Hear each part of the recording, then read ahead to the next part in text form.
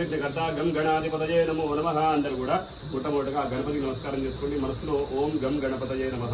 గణానాం త్వా గణపతిగం అవామహే కవిం కవీనాముపమస్తవస్తవం జ్యేష్ఠరాజం బ్రహ్మణాం బ్రహ్మణస్పద ఆనస్తున్మన్నోదిభిస్సీదసాదనం శ్రీ మహాగణాధిపతయే నమో నమః.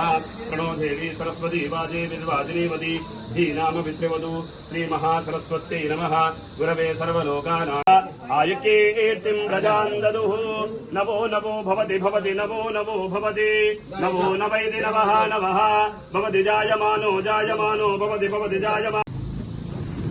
దేశ ప్రజలందరికీ కూడా, తెలంగాణ రాష్ట్ర ప్రజలందరికీ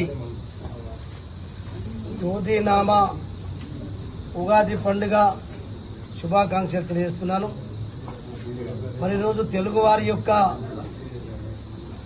ఉగాది పండుగ నూతన సంవత్సరం. ఈ రోజు నుంచి మరి మన క్రోధినామ సంవత్సరం మొదలైన సందర్భంగా ఈరోజు మన ఆదిలాబాద్ బీఆర్ఎస్ పార్టీ కార్యాలయంలో మరి ఏదైతే ఈరోజు ఉగాది పర్వదినాన్ని పురస్కరించుకొని ఉగాది పచ్చళ్ళు ఏదైతే మన ఆచారం, మన పద్ధతి, మన హిందూ ధర్మం యొక్క సంస్కృతి,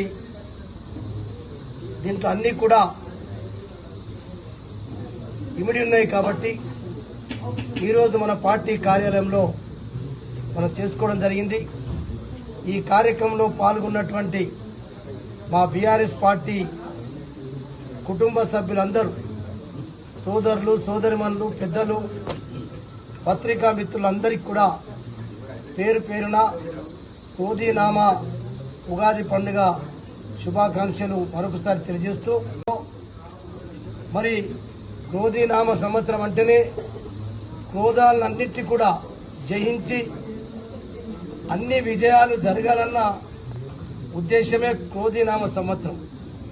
క్రోధాన్ని, ఎన్ని క్రోధాలున్నా, ఎంత క్రోధంతో ఉన్నా, ఎంత కోపంతో ఉన్నా అవన్నిటిని జయించుకున్నదే క్రోధినామ సంవత్సరం. కాబట్టి ఈ కోపాలన్నిటిపైన కూడా మనం జయిస్తాం.